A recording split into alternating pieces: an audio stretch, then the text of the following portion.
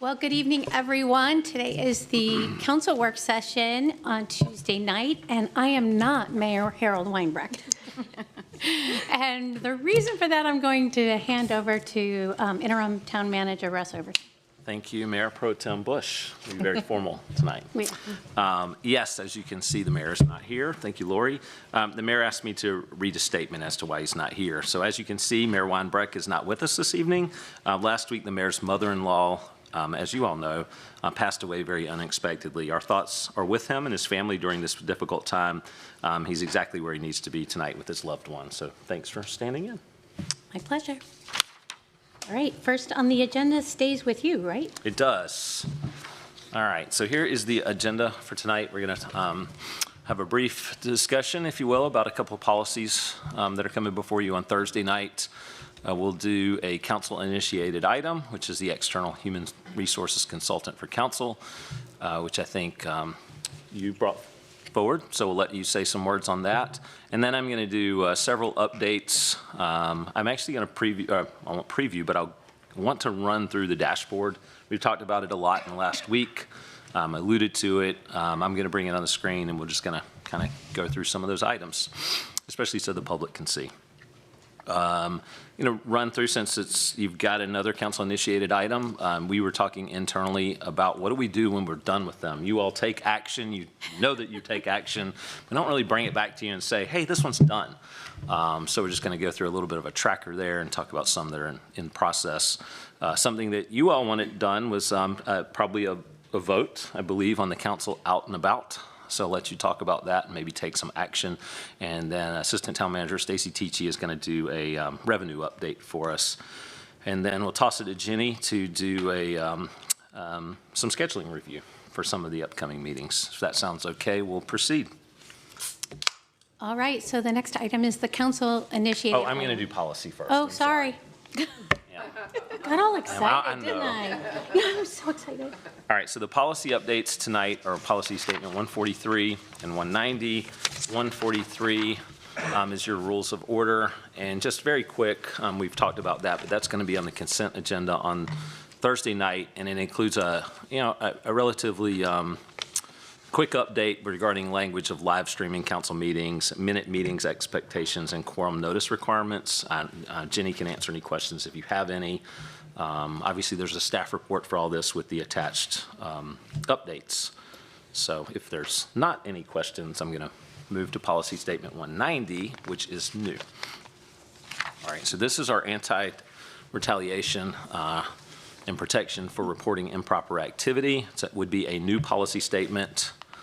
And specifically, this is something that, as later we're going to review the dashboard, but I want to go ahead and reference it because this was actually ended up being in 3 of the recommendations. So Cary Beckert was the first to bring this up, and it's just, I won't read them, but you see where the, specifically in orange, the word retaliation is mentioned. And for Wamblebaum WBD, Wamblebaum Dickinson had 2 to have an anti-retaliation or protection against retaliation, as well as a confidential employee tip line. So we're kind of merging those 2 together as you preview this for you tonight, and you will take action on Thursday. All right, so I mentioned it, you first saw it or maybe heard about it with the Cary Beckert on with our annual audit, internal audit, and that was on February 5th. We already have a non-discrimination and anti-harassment, so that provides some protections. It's not exactly the same as this. Staff reviewed peer municipalities. Let's see, I had that in front of me just to give you some update on the work, but specifically looked at and called, and I should say that staff from our organizational development department, the legal office, and HR were specific to working on this and bringing the manager's office some recommendations, but they looked towards other jurisdictions that have this, specifically Charlotte, Greensboro, Durham, Wilmington, and Fayetteville all have some form of this, whether it's a policy or something that's in their their employee handbook type documents. Their work that they did, kind of looking at thinking about who's covered, what counts as retaliation, how to report it, and what happens when violations occur was kind of some marching orders, if you will. I'll give you some more details. But employees may report concerns to any director, any attorney, the legal department, or the internal auditor. There are alternative reporting procedures when there's potential conflicts, and Lisa specifically went through that. So the staff report details, kind of some of the what-if scenarios. There's a provision to report things on council, if you will. Reports may be made anonymously. That brings up the issue if, you can't be too specific, or if it's too anonymous. Anonymity may limit the ability to investigate, but the town will protect confidentiality to the extent permitted by law. Cary will promptly, thoroughly, and fairly investigate all reporting of suspected improper activity and retaliation, including referring allegations to legal violations or misuse of public funds to the town attorney. So depending on who it goes through, the attorney's office would play a prominent role and could even hire outside investigators to help review something, depending on who the tip was about. So then, speaking of a tip line, which was one of the specific requests, we think that we should just go ahead and include a tip line in this. We're researching options for what that will mean. So you take action on a policy. We want to establish a standard procedure that would go with that. That would be an internal document of how to do this. So, should you adopt this on Thursday, we'll enact a policy, and then we'll bring it along with establishing a tip line and figuring out if there's a substantial cost to that or not that we would have to bring back to you. I'm not sure that it's a huge cost, but we'll make you aware of that as well. So the next steps, I'm getting into the next steps a little bit, but upon potential taking actions, we've got to communicate this effort, with staff. Includes supervisors and department leadership and how this policy could affect working within it. We want to integrate it into onboarding and relevant training materials for new employees, and then obviously do the standard procedures that I mentioned, and then monitor the policy for effectiveness and recommend updates. Since this would be the first time we had one, I hope we would learn and potentially update it as necessary, and then also figure out how we keep you in the loop to any personnel action from it, should there be any. With that, I'll open it up to any comments or questions. And I will do a brief presentation on this at the council meeting on Thursday as well, before you take action. No questions? I have a question. So if an employee reports it to a director, if I wrote it down correctly, an attorney in the legal department, or an internal auditor, would they have to report it to the town manager? It would, at least. Depends on what it is. It depends on, If yes, it's about who the or what it manager, is. then it would not be reported to the Correct. manager. Okay, that was my question, given everything, and just making sure there's a safe avenue. Of course, you would be, Lisa, the only person on that list that wouldn't report to the town manager. So. And, yes. I have one piece of feedback. Every year, my regular employer, we go through our onboarding process, to reelect for our annual benefits. And every year, we're assigned, sometimes all at once in a flurry, a lot of annual required training. What I'd like to see in the policy is for it to be very explicit that we'll in some way revisit the anti-retaliation process and policy annually as part of, y'all know better than I do, fill in the blank, where it could be most appropriately sort of tacked on, just to make sure new employees are aware of it, that it's reinforced, and just revisited. I'd just like it to be pretty explicit, because what I don't want for us to do, I think we've all learned the hard way that having a policy is 49% of the battle, right? 1% is people knowing about it, and the other 50% is making sure it works. I just made that up on You the have any spot, by the way. I'm very proud. Thoughts? Yes. Yes. So are you requesting then a sentence added to this policy before you adopt it Thursday? We can work on that in the next day or two. Yeah, just That some. directs the manager to, help me, exactly what you want the manager to, what do Well, you I'd like to know if my colleagues think that's a bit too much, or, Do you Yes, I have think it any could be yearly? incorporated in the standard. Yeah. I'm picturing We could do that when that. we do the standard procedure, that's when we'll figure out how we're going to implement it with staff and how it will be part of orientation or getting it out to existing staff. So I feel like we don't really know how that's going to work yet, and we won't until, as a staff, we work through the standard procedure. Yeah, that's what I'm asking, is that it's, that there's language that says it will be part of new employee onboarding. It will be revisited annually during, use Right. some kind of general words, to reinforce its availability to all employees or something like that. Can I suggest Sure? that at the end of the policy, the last sentence is that the town manager or designee is authorized, and we could say and directed, to create standard procedures to further implement this policy, including to provide training to all new and current employees on a periodic basis, something like that. See? Yeah, exactly. Is there Well said. any current, when I worked in the private sector, every year we had to sign a code of business conduct guidelines, especially if you worked with government, because you had to ensure that you identified and you understood that you weren't allowed to give gifts more than $25, so you would have to sign that, which is obviously the same thing with government employees. Is there any sort of policy so that you can ensure that, obviously there's the onboarding, but just a reminder for anything with regards to training? There's no written policy that requires that right now. That might be something we should look at, especially if we have P card potential training Right. changes. We have other types of training changes, some sort of, we do it annually. I don't know if that's the right cadence, but something that reminds people of what's important. Yeah. And when folks I are, go ahead.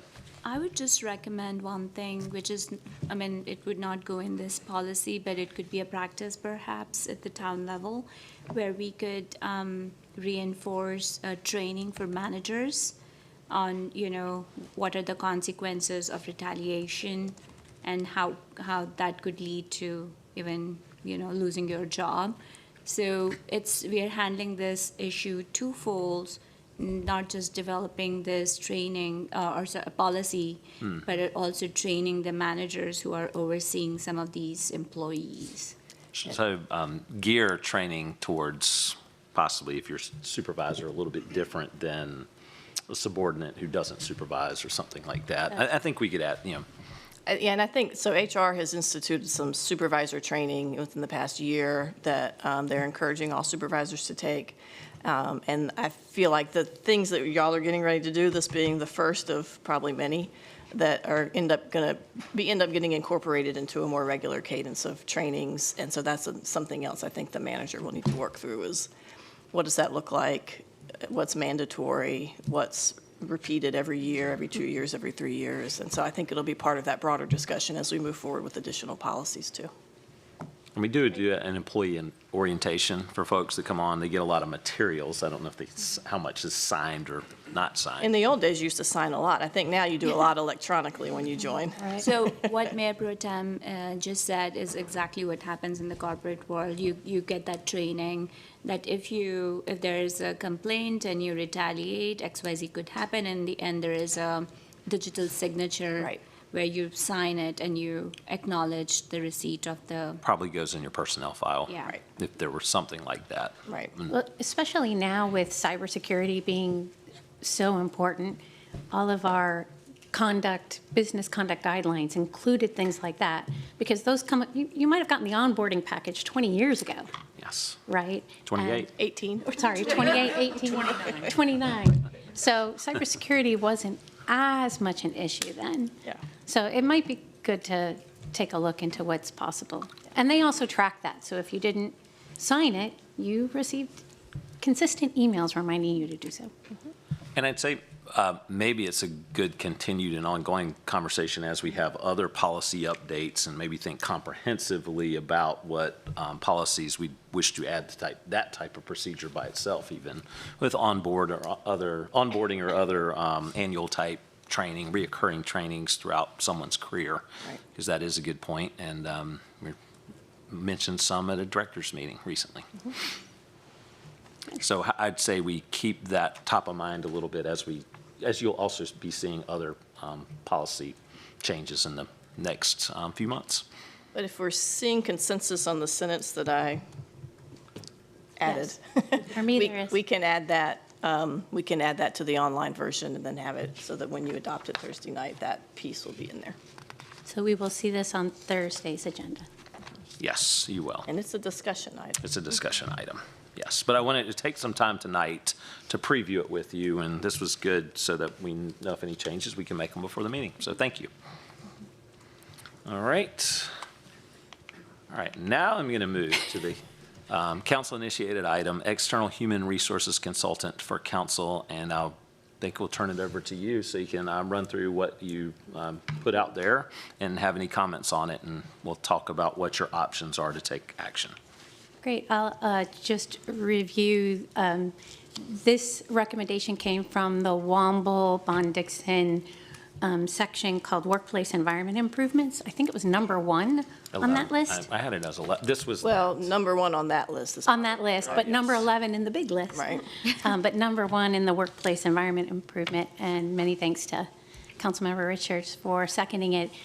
The goal was that we should look to an outside consultant to help us with our annual performance reviews of the town manager, town attorney, and town clerk. And for folks who aren't aware, in the past, up till right now, we've always leveraged our own HR department to do that. And that, what Womble said was that puts them in a very precarious situation. The people that they report to they're actually seeing their performance reviews and helping with that process. So that was part of the suggestion. Also included in the request is to allow a bit of a wider net than that to also be able to provide us with objective HR advice. So it's a little bit wider than just performance review, but a little bit wider. And I'll let Councilmember Richards weigh in on that as well. Well, thank you, Mayor Pro Tem, for joining forces to advance this policy change or to get additional resources that we need. And as many of you know, but we haven't yet had an opportunity to discuss as a body, I was able to attend a School of Government training back in April, evaluating manager and board performance. And so I brought the book that was part of the course, and the School of Government recommends exactly this as well. I mean, I think especially for a municipality of our size, you know, they don't tend to prescribe one size fits all, but it's strongly recommended and suggested.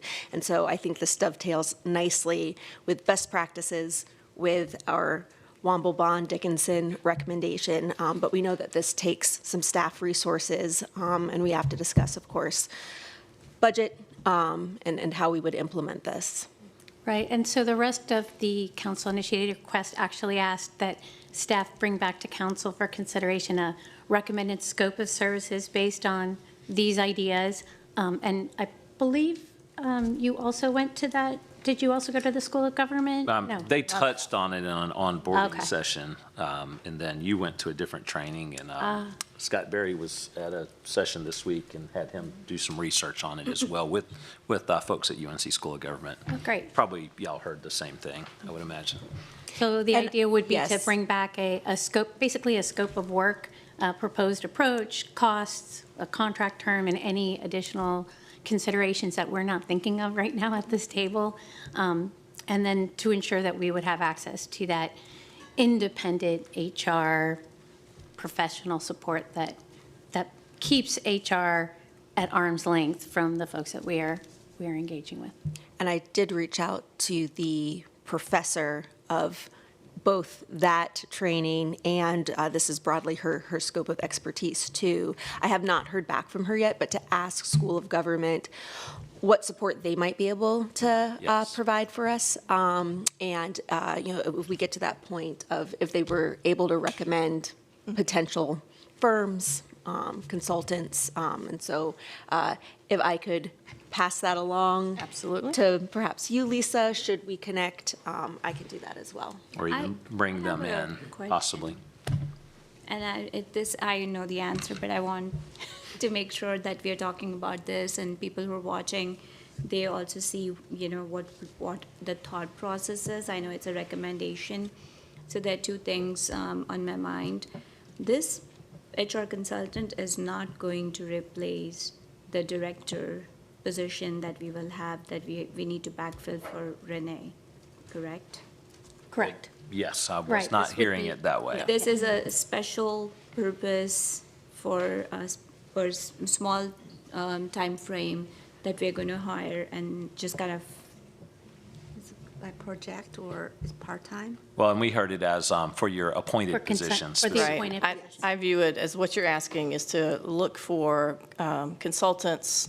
They will probably be lawyers, but there could be HR consultants that would assist you with the overall review process for the 3 appointed positions, which typically is not something that's happening year-round. So it would be someone who would give you that focused advice at review time, but then also be available on call for you if you had questions or concerns about performance during the year, someone that the council could reach out to separately and talk to. So that's kind of what I'm hearing and that we'll be looking at. That's right.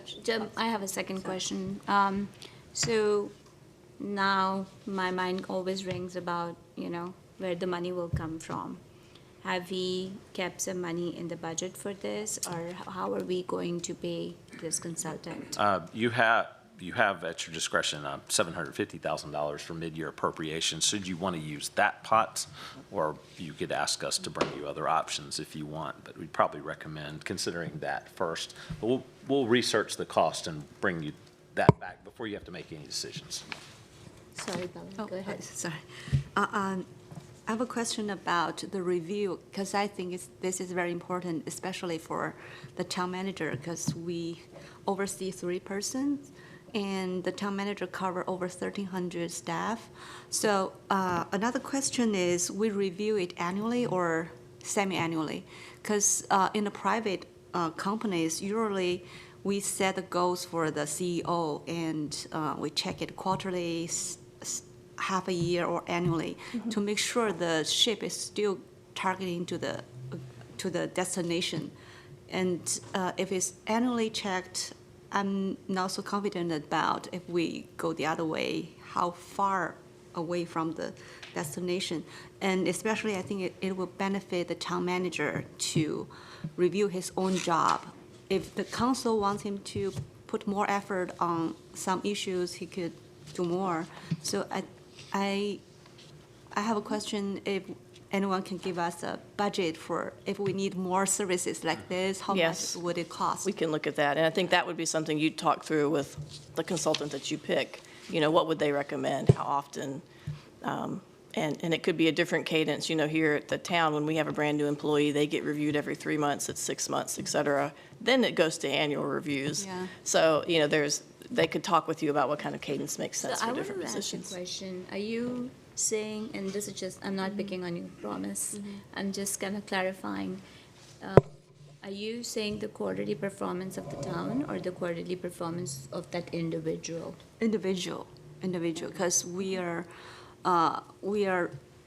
working with town manager to manage the whole town, because we cannot work with every day-to-day job, because that's too much. But still, the town manager could give us more feedback during the year. So it's not the end of the year you see, oh, we have so many questions, but during the year we have like our quarterly meeting. So we meet, our town manager can give us a report of anything we want him to do or he want to do more. And Lisa can correct me if I'm wrong, but all of that would occur in a closed session. That part of it, the reporting out on the personnel, whether it's either of the 3 appointed positions, those discussions would happen in closed session. So my point is, it'd be at your discretion as to hold those closed sessions after meetings that you're having. And best practices would tell you that continuous feedback is the best option of anybody that is supervising another person. Lisa, you said a new employee, you would usually do a 3-month review, 6 months, and so on. Has that been the case for new town managers in the past? Well, it's been 10 years since we had a new manager, so I don't know. I don't remember, okay. Yeah, I don't know. I'm going to guess probably not. Yes. I think best idea or that I hear from everyone is understanding from this HR professional what the best practices are.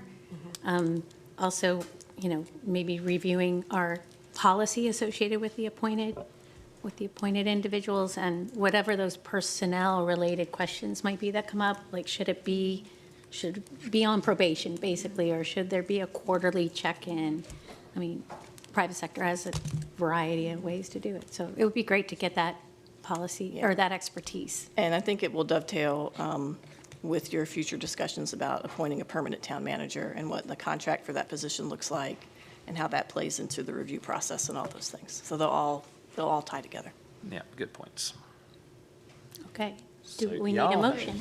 Yes, you Yeah, have here. 3, I'll let Jen do it. Yeah, at your seat, there is a printout from policy 143. You see that on the bottom of when this meeting, when this item first appears, you have 3 options. You're going to discuss the issue and take action. If no additional information is needed, refer the request to a future council meeting at which a staff report with a staff recommendation will be prepared, or decide not to pursue the council initiated request. Do we have a motion then for the updated policy 143? Oh, no. Oh, we don't need that here? No, not for the updated policy. These are your options for taking a motion on your council initiated item. Oh, I mean, gotcha. Yes, and that's the name of it, so that's what we would capture So as the I motion. think we're going with number 2, right? Refer the request to a future council meeting. At which time a staff report with staff recommendation will be prepared. Does- The motion. Does future council meeting mean always a Thursday night council meeting, or does that? It could Is that mean- inclusive of a work session? We've talked about staff reports are more typical to go to a regular scheduled council meeting. So if it has a staff report with it, we'd probably think about sending it to that. But now that everything is live streamed or televised, we have some bit of flexibility to bring it to either.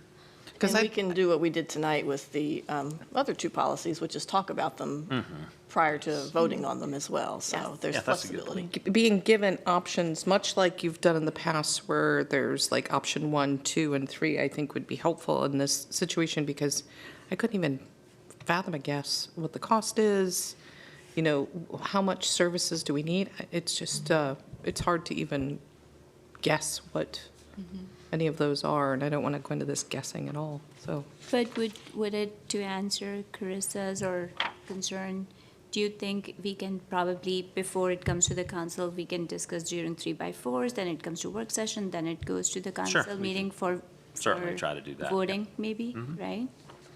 Especially when it comes to the cost. I'm sure it'll have lots of zeros attached. Right. So Right. just so I understand, in the past, we've done a council-initiated item. Everybody votes on whether or not, and this council-initiated item is a request for additional information to come back. Yes. That needs to be voted on. Yes. Yes. And then it comes back, and that's a second, Yes. just for people watching, so they understand why we'll see it twice. So is your suggestion, I'm trying to understand, the motion to put it on the next agenda, or do you want to vote now I think, on the council-initiated item? You said, I I already heard put the future motion, meeting. can I, Yeah. do I need to take it back? How do I take it back? I heard number 2, which is refer the request to a future council meeting, so date undetermined, at which time a staff report with a staff recommendation will be prepared. And I think the clarification was if a presentation could count as a staff report, Yeah. it so come that you back could in talk different through forms. options. Yeah. Yeah, we need a little bit of time, probably longer than the Yeah, next. it won't be the next, yeah. Of course, yeah. So there's no date here. Yeah. It says future council meeting, so is it valid or no? No, that's fine. That's Yes. And that's pretty typical of how you've done them. Yeah, So I've and- already put the motion, I don't know. Yes. Yeah. That's, your motion I is just good. wanted to make sure that we were on the same page. Yes. Is someone second? Second. Okay, all in favor? Aye. Aye. Any opposed? Okay, the motion passes. All right, thank you. All right, we're going to move through several manager updates. And I'm going to start with our moving forward dashboard and a little bit of information about that. Obviously, on July 16th, the state auditor's investigation report was released. We held a news conference and we launched a public dashboard as well. So this is a screenshot of it. I'm going to go to it on the website for a little bit, interact with it for a bit. And so there are 39 total recommendations, 5 from Cary Beckert, 13 from the Office of State Auditor, and 21 from the Womble Dickinson report, which you will also receive a report on from someone with that firm on Thursday night. On the dashboard, it is, let me go back for a second. For this, obviously you'll see how there are 4 buckets. Specifically, they are of a key, and they are council expenses and reimbursements, P cards, fund balance, and financial reporting. And then there's workplace. So they're the 4 charts.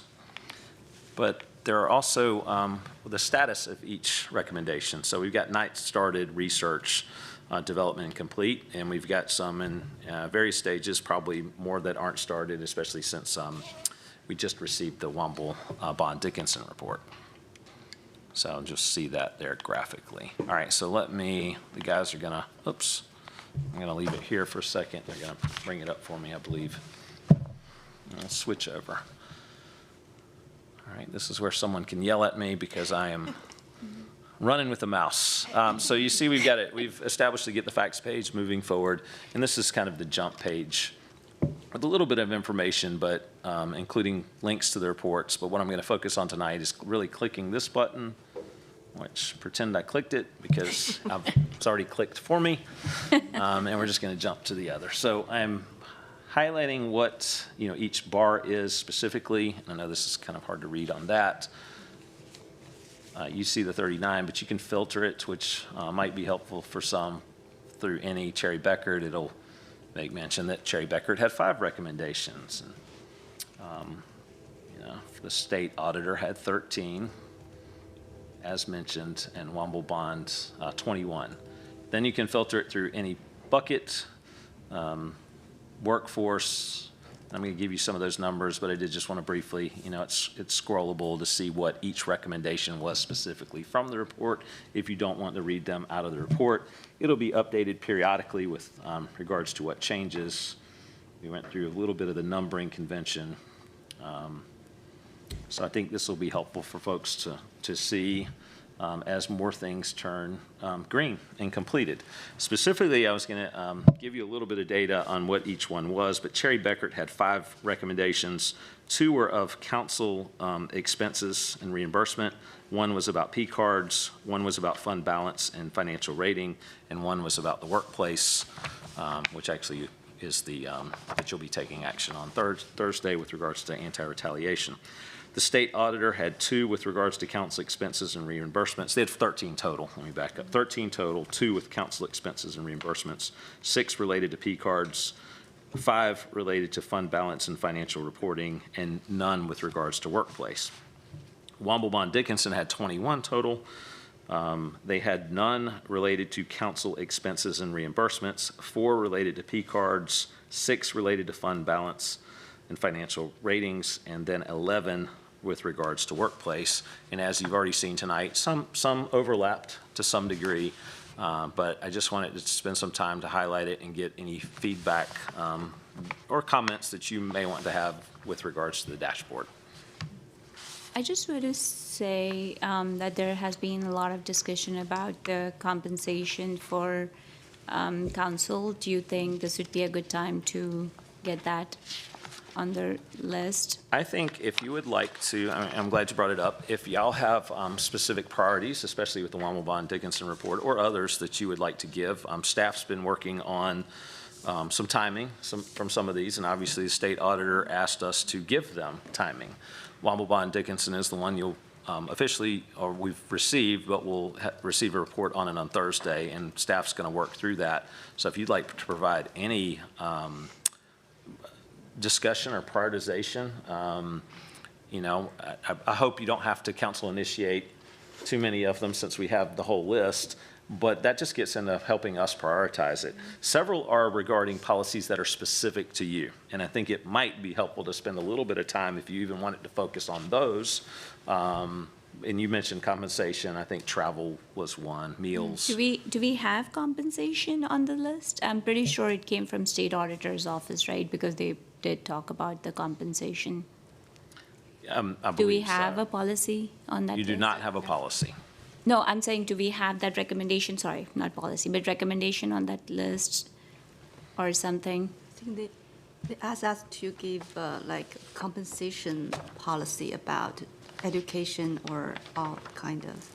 That was initiated in January by me, but I'm wondering about the compensation, like, did They state auditor? focus on transparency, don't they? Yeah, did state auditor mention in the report that we, He No. verbally, think I that was a- believe he verbally or in the report said he'd like to see it on our budget okay, as an fairly obvious, here's the exact costs and compensation. for transparency? Item, if I remember that correctly. The Cherry Beckert, so this was really helpful. I pulled up the dashboard and I filtered it by council. And one of the Cherry Beckert recommendations was to consider adopting a policy addressing allowable expenses for council. And so I think a lot of it's related to travel and different things, but I think it's partly in there and that will be part of what we talk about. You know, we're not just going to bring you a policy that only talks about travel or one specific thing. The auditor, while he talked about car allowances, he did not make a specific recommendation that said Cary should, do something specific related to council compensation or good to car know. allowances. I But just it's wanted to make certainly sure that something we can look address at.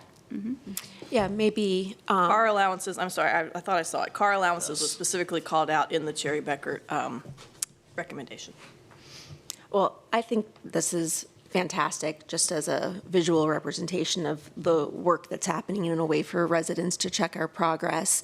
But maybe a procedural question is, this is a lot of recommendations, 39 total recommendations. Our town response to the state auditor in particular, we offered some broad timelines, and perhaps even more than timelines, when we would hope to have most of this work completed, but that doesn't specify, of course, the prioritization, in Correct. what order. Are you thinking of proposing to us some kind of calendar schedule of how exactly we're going to tackle all of this, and in what order and when and at what meetings and how? And we'd like to, because we'd like to kind of give a thinking towards milestones, possibly deadlines for all of them. We don't have that for Womble Bond Dickinson yet, where I think it might be helpful for y'all, or some of these are policies that relate to you. They're not staff policies, so if you get into compensation or travel, that's an area where I think it could be helpful if y'all wish to assist in the working of that. When you whether- say that, does that mean you want council-initiated items for those items? Is that what? I'm means? saying we don't have to have that, but it would Okay. be helpful if you wish to talk about it. It doesn't have to be tonight, obviously, but if there's some thinking of that, because it could be helpful if a group of council members or an individual council member wish to, there's ways of doing that. There's committees or task force or of a temporary nature, or have one council member lead on the effort to do research on your behalf, talk to you individually or otherwise, and give us your feedback of what you wish to see versus the way we normally do it of giving you options of how to proceed. Certainly, it's a little bit nuanced when they're your compensation or, travel. They would be your preferences, not ours, so you may be best to give us, feedback on how to develop such policy. I have a question about the council's compensation, because Brittany and I were just for 7 months, and we were on board, and everything is there, and we just receive whatever the town provide to us. So I think, like Sarika and a lot of council members, also the same thing when they were first elected. So how do we get the history? How would those compensations or what kind of policies were created?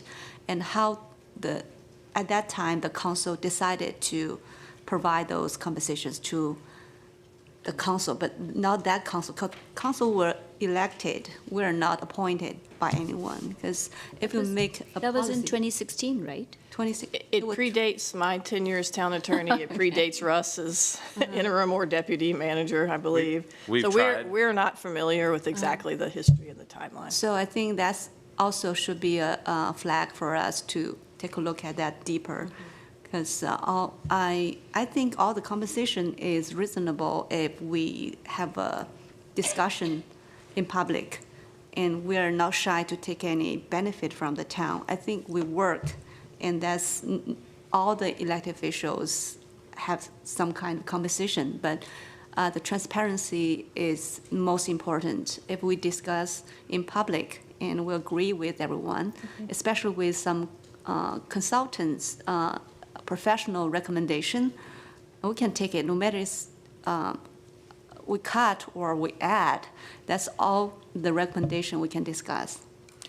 So There should be some, I agree, I think part of the issue is getting whatever best practices there are, understanding how the rest of the municipalities in North Carolina operate, as well as what this body wants. I mean, the history is important just to figure out how we ended Yeah. up here, but for me, it's more about what should it be and how are we aligned to some of our regional partners, right? So Russ, is it possible for us, I know you want us to weigh in since this is council policy and, we have to determine what works for us as a body and, what would be acceptable and not accept, things like those.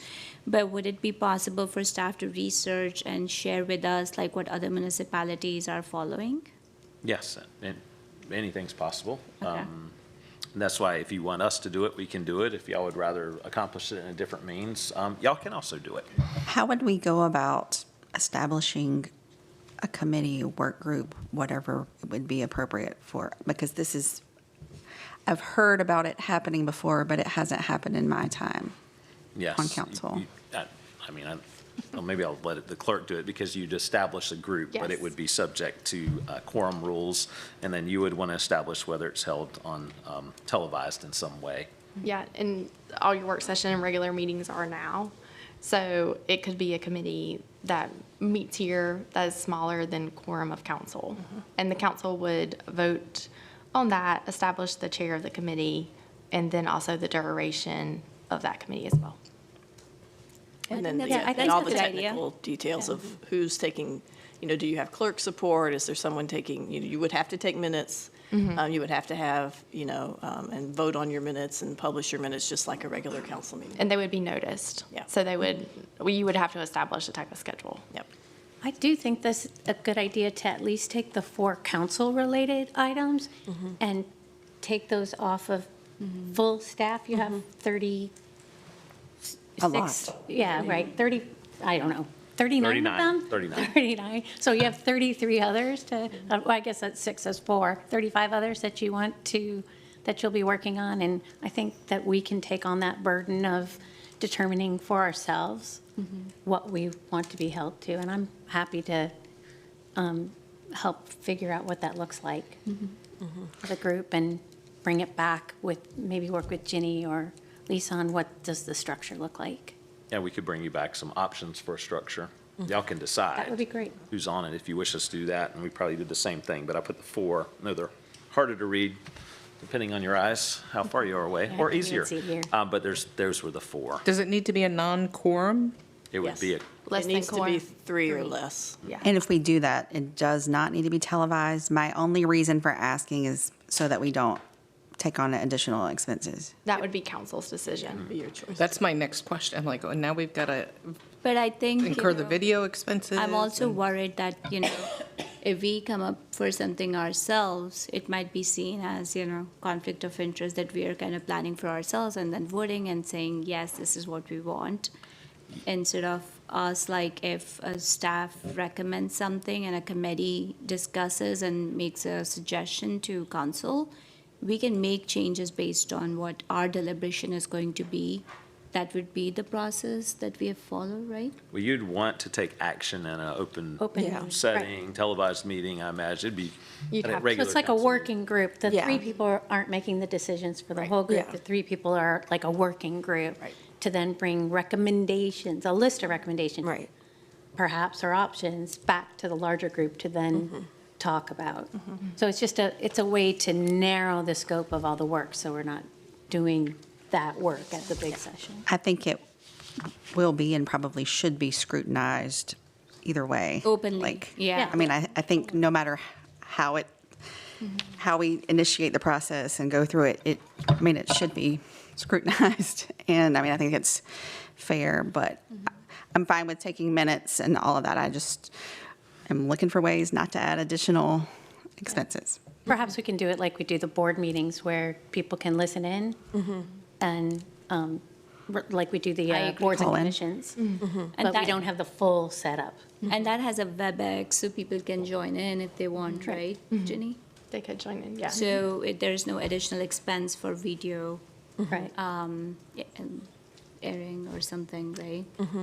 So what would be the next, we've discussed it, what's the next step then? You would need to establish your, I would say if you would like staff to bring you back recommendations on how to do it, That's what I was. That would be great. sounds like another council-initiated item in which you would need to take a vote to say, hey, Wait. staff, we're voting to tell you, staff, to bring us back recommendations. For staff to bring us recommendations? On how- On how to do it, on not. how to achieve it. Calendaring, So you Didn't don't you have to just do it on the decide to do fly. a committee?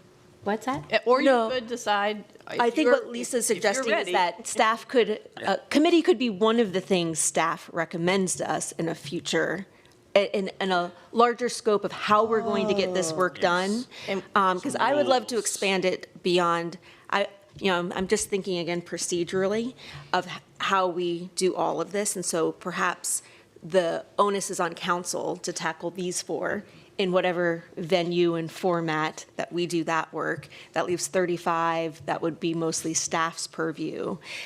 If the recommendation that would come back to us would be procedural. Here's the recommendations for how council could address these four issues. Here's how we're planning on, from now until, I think our auditor response, most of it was February of '27. May. Here's between, now and late winter, early spring of next year, we're planning on, in some order of operations, tackling the rest of the recommendations. Beginning and an ending. Yeah, Yes. is how my brain works, if that makes sense to everyone else. Yeah, absolutely. I do feel strongly, though, that we should manage this and not have staff.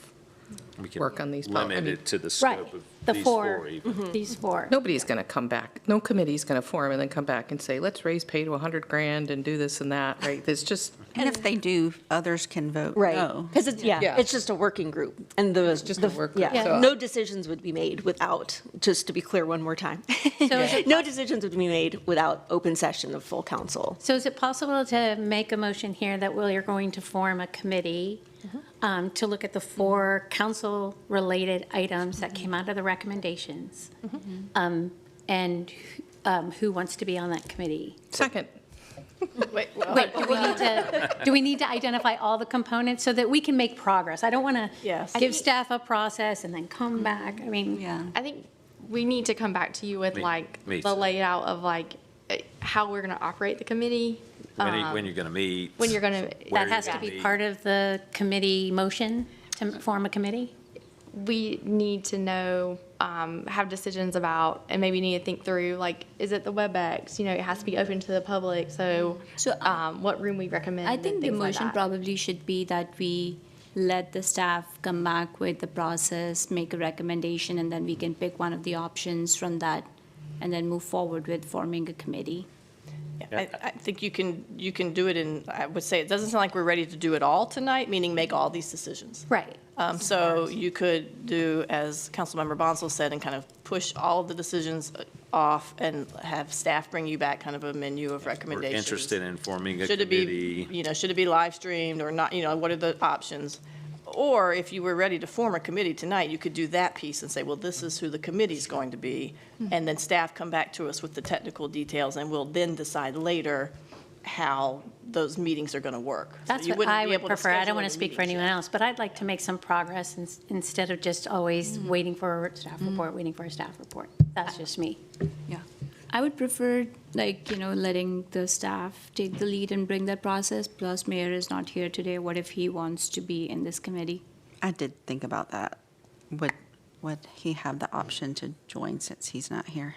Can it be a rolling group? And the old that- operations we used to have, remember, way back when? Had an operations committee and a You changed when council changed, I believe. So Yeah. it was more. it was- yearly, had- if you could. Exactly, every 2 years. Okay. It was an appointment. It was an appointment to the, okay, I couldn't remember when it was. Okay. So this would hopefully So be more then someone make a temporary than motion. a year, I'm hoping. Yeah. I can't read that specifically, but do we feel confident, does everybody who can read that feel confident that it would be one committee for all four? So those four, let me give you the bucket, if you will, but it's council expenses and reimbursements. They were the ones specifically to council. Okay. Not And that, the four of them aren't really distinct, they overlap in Yes. areas, so I it's thought four separate, so. but there's overlap between the four. yes. So I'm trying to move us forward. So Is there the perhaps a possibility of- compromise between the two? Yeah. Which is to say, we definitely want a committee, but we're not going to make the decisions on the committee tonight? As opposed to, we don't know what format we're going to tackle this in at all. And we want to form a committee and decide on a lot of the logistics tonight. Could we say, we feel like a committee is going to be the right move, but come back to us with the specifics on it? I think that's fair. Right. So a combination of the motion. The motion then is the council would like to form a committee, would like staff to come back with the processes for understanding the implementation, the attendees, the participation, and transparency efforts associated with that committee creation. Yeah, That would be- I'd second that. Oh, okay. That sounded like a motion. All right. Oh, so who had the motion? Brittany with Sarika? I second it, so Brittany, go for it. Okay. You don't have to repeat it. Okay. I just want to make sure. So you're on moved it. then. All right, so all in favor? Aye. Aye. Any opposed? Okay, motion moves forward. All right, well, thank you for that discussion. I also have another motion as well. With So regards at- to some of these, No, with regards to our current agenda, I'd like to make a motion to amend tonight's agenda right now for discussion later, to add an item to consider the timing of the public hearing for the resolution authorizing Raleigh Housing Authority to acquire and preserve mixed-income housing in Cary, so that we can talk about it. So amending tonight's agenda so that we can talk about it later. Second? Second? Are you saying later, like? Later End of tonight. tonight's meeting. Add it to the end of tonight's agenda. Add it tonight, yep. So On the fly. what, So what are we discussing? we're Like, just, right now, we're just. Do we amending- want this tomorrow or not, or are we discussing that in detail? Well, the first part is amending the current agenda so that we can talk about it. So I don't know what that What vote the will be, discussion- okay. but amending the current agenda. Okay. So we have a second. Any more discussion? Hey, all in favor? Aye. Any opposed? Okay, so the So we'll agenda discuss is it at the amended and end. we'll Discuss it at talk the about end. it at the end. all right, thank you. Yes. All right, since we're talking about several of these things, I thought it would be nice to just bring you back some of the council-initiated items you've really done over the last 8 months, and maybe bring some, even though you've finished some of these, is just acknowledge the work that's been done and the fact that some of the status is complete. And this is our tracker. Want to figure out a cadence of doing this so that you can see the work that you've been doing, because at a regular meeting, you're just taking the action of something. So we know, like as the first row, change discretionary authority. And so, when that was done, the fact that it was complete.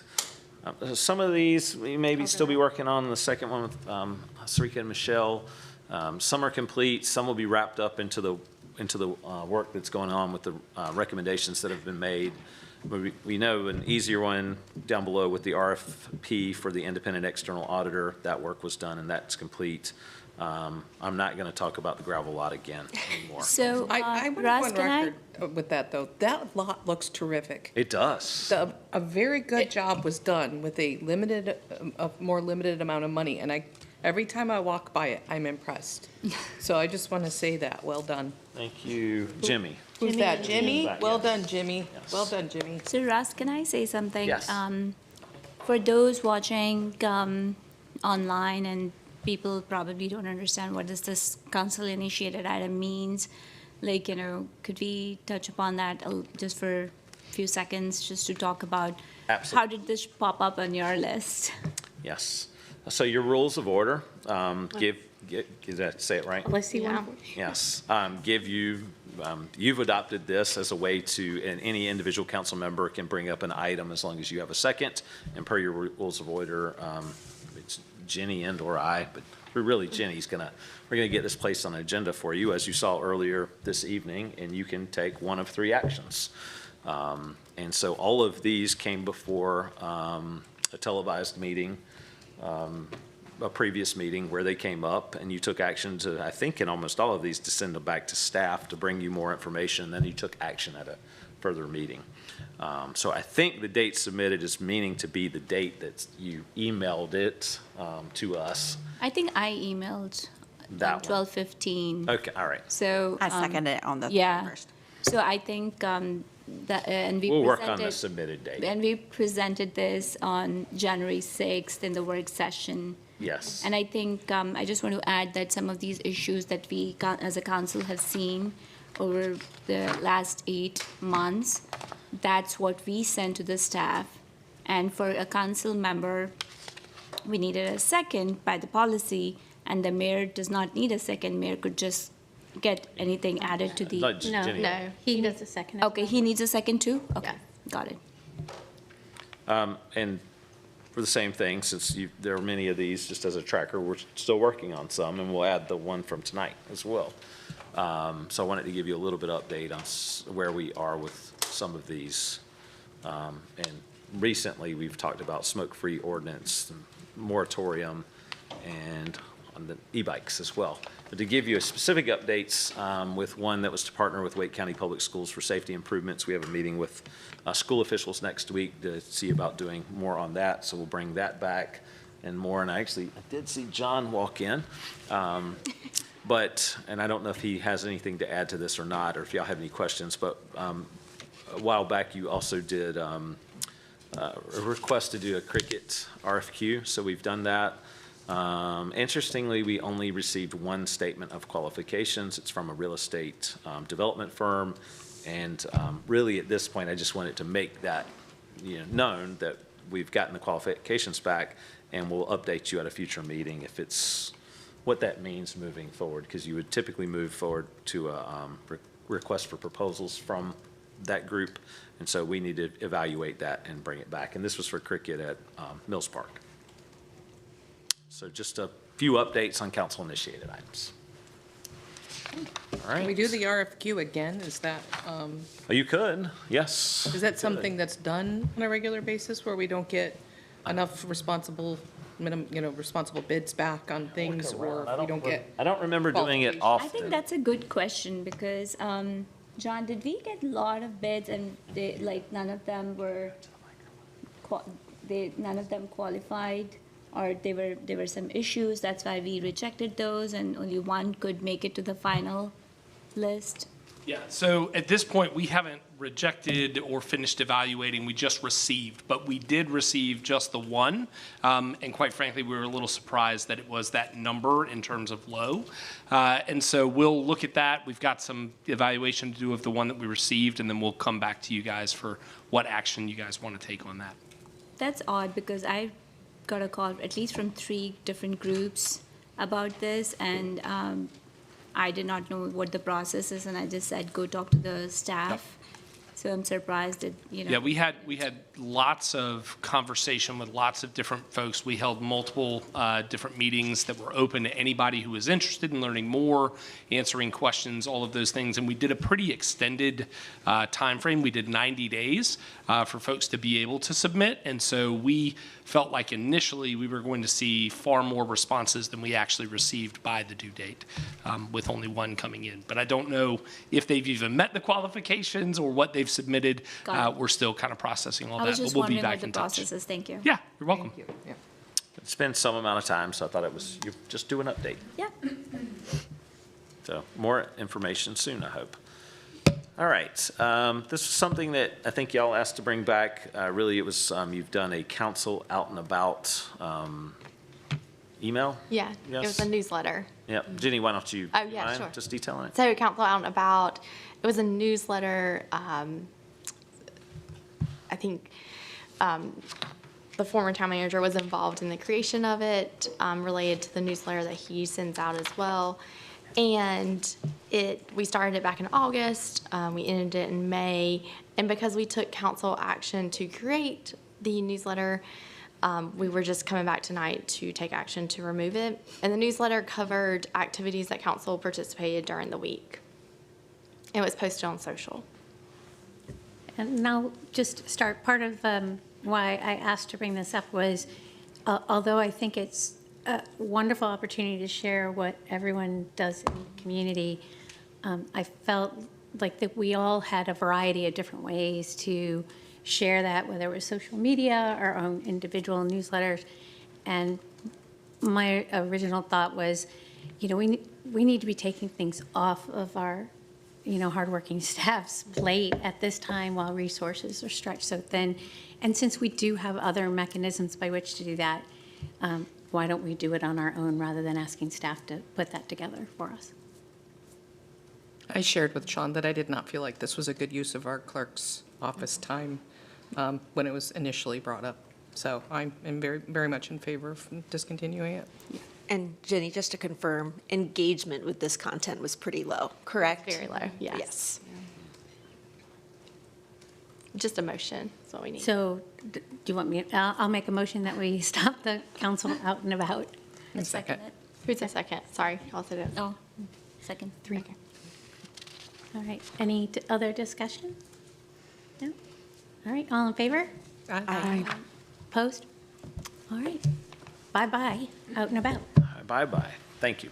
Well, hello, Assistant Manager Stacy Teachy, and she's going to go through some revenue updates Yeah, for it's been a us. little while. It's been I don't know, probably about a month since I've stood before you all, right? So we're going to take a little trip backwards to fiscal year 2026. Recently, when we've been talking together, we've been talking about 2027, and that's where we find ourselves today. But I want to give you an update on some of our larger revenue sources. This is the typical routine update that you all get. We're going to start with a conversation about sales tax.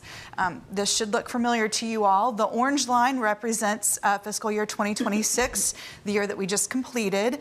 You're not seeing things. The orange line really does extend just to April, because if you remember, the way we get that revenue, it runs about 2.5 months behind. When the sale happens in April, we get that revenue in July, right? So you can see where we're trending along the way compared to the prior fiscal year of 2025. And on the next slide, we'll get into a few updates. This box to the left is giving you year-to-date Cary sales tax revenue information. And it's showing us year-to-date in fiscal year 25, we were at about 48.8 million. And year-to-date, again, this is through April sales in 2026. Of the year we just finished, we were at almost 51.3 million, so up a little bit. We do still have 2 more months that we will receive. September, we'll get our last distribution. But you can see that in April, April 2026, the sales tax receipts were 5.1 million, and that was up just a very small amount, 0.39%. I think it was about $20,000 over April of the prior year. April 26 sales tax receipts were 8.42% lower than the prior month, or March of this fiscal year. And right now we are projecting, and this is a projection, right? It could change. I just said we still have 2 more months of revenue to bring in on this area. But we are projecting $62.2 million in sales tax, which would exceed budget by about 4.2%, or $2.5 million, which is would be lovely if it came through that way. So that's sales tax. Excuse me, Yep. Stacy. Is this one of the factors that contributes to our talking about projected budget numbers and not concrete budget numbers, particularly towards the end of a fiscal year? Absolutely, it is. I love that you stopped me and pointed that out. Yes, it is great news that we project we're going to be $2.5 million above in this revenue source, but we don't have the information in yet from the state on the remaining 2 months, and we don't know what kind of sales we're talking about for those months. So that could dip. It could mean that we meet our budget number. It could mean we go below our budget number. It could mean we exceed it. But yes, that's why we do projections, is to help us understand what we think we may be looking at, and then the actuals, when we know those, we know those. And when we budget, at the beginning of our budgeting process for the future fiscal year, Yes. can you remind us where we come up with, or what organizations help us estimate what we think our increase in sales tax revenue might be for the future fiscal year? Yep, love these questions. It comes from a number of areas. First, we look at historical. We secondly look at information that the North Carolina League of Municipalities presents. They produce a quarterly revenue report. It's very helpful to kind of understand trends that they're seeing. We watch what economists in North Carolina, particularly some of those banks out of the Charlotte area, what they're projecting, and that is generally the resources that we go to on sales tax when we're trying to understand what that picture might look like for a given fiscal year. So clear. Thank you so much. Good deal. And Happy to though help. not the only reason, not the only factor in thinking about our fund balance, in which we just made decisions about how much fund balance to use, but because we are projecting Yes. and don't know what those numbers actually are, was Yes. why we have to be a little more conservative. Correct. Is that correct? Well said. Would you also say that we were more conservative, more liberal than the recommended experts that you just shared? For 2026, we were probably a little more conservative. I'm not going out on that limb yet for 27. It's too early in the fiscal year. You're not going to get me there yet. But yes, I would rather personally be a little bit more on the conservative side, because then if you do earn a little more, then you are, if things go well with spending and all things hold true, then you are contributing a little bit more to fund balance, right? But yes, there's definitely, I talk a lot about art and science. Sales tax is not a science. Sales tax is an art, right? Trying to understand how that particular revenue is going to come to be. Thank you. Thank you. All right? Yeah, I didn't want to rush you.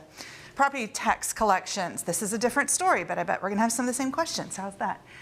In this case, the year is complete. We have received our property tax revenue from our counties, Wake, Chatham, and Durham.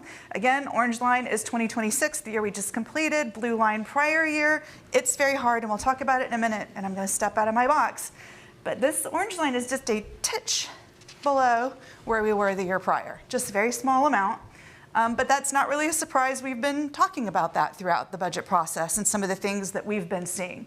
So looking again at this as a year-to-date chart, in this case it was year-to-date through June because we had received those receipts. There may be a few things in true-ups through the audit that may happen, but for the most part this is a solid number. So in 2025 at year end, we were at about 167 million. 26 at year end, still projecting 178.3 if you round up. So 26 property tax actual revenue is estimated to be about 0.56% or approximately $1 million below budget. Some of that is, we collect the majority of our property tax every year, but there are some residents that do not pay, but it's a tiny amount. Some of this is tax-based changes that we've been talking about, particularly in Wake County, that information that we received from our tax administrator there. But all in all, it is good news. It is 0.56% less than budget as estimated, but that is $1 million. So take that into account with what we just talked about with sales tax. If we think that's going to be up and this is going to be down, to some degree they wash. 2026 property tax receipts are estimated to be 6.54% higher than prior year. So while this year's a bit below budget, we are trending more than the prior year. But that is also due to the fact that we did have a tax increase in 2026 above 25. We raised the tax rate 1.5 cents in 26. So that's primarily the difference there. So questions on this one? I don't want to go too fast. Do you ever expect to get the 1 million that you expected? I mean, this is pretty tight at the end of the year, so I don't know that we're going to receive this, but it's not, I mean, you very rarely receive exactly what you budget. How's that, for the factors that I discussed? Folks that don't pay their bills, pay them late in the next year, whatever the case may be, or simply just, it's all working from an estimate anyway at the beginning of the year, an estimate of the tax base and all of that. Other questions on that? Yep.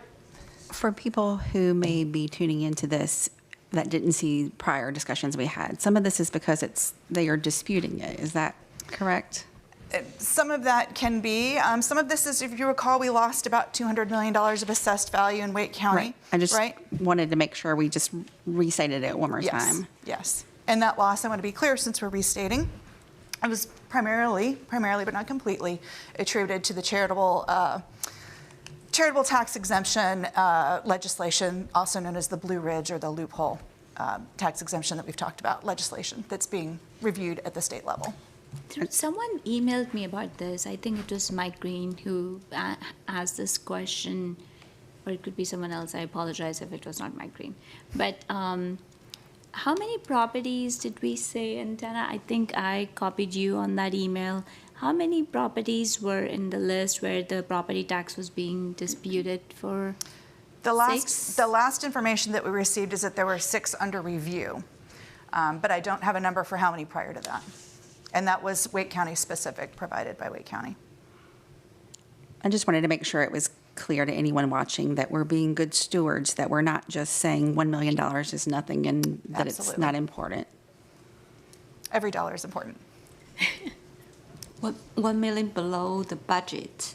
Correct. We are estimating a projection. Again, this will all be vetted throughout the audit process, the year-end audit process that is just now kicking off. But the estimate right now is that we will be under budget. We will receive a little bit less than our budget, 0.56% less than our budget, which equates to about $1 million. So that's the reasonable range of the, It is not unreasonable in revenue estimates, but to the prior point, every dollar is important. Okay, I'm going to go one more. Building permit, this is the only slide we have here. It's just a very quick update. This is a it's a very variable revenue source, right? It's definitely not one that has a continuous stream you can count on. But we do anticipate coming in above budget on this. Again, you can see both points go out through June, but we still have to go through our year-end audit process where everything is reviewed and double-checked to make sure it was accounted for properly. Don't expect much change on that picture, but is good news. Also good news for development. You know, a little spike. It's dipped again, but we'll see what happens in the year 27. Can we raise that? Didn't we raise the cost of that, of the permit for a building permit? In 2027 for the exactly, budget for the year new we're year. now in. Again, this is 2026. Year Right. just ended, but yes, But moving forward, Yes. we raised the cost a little bit. yes. A little bit, yeah. Okay. All right, one more.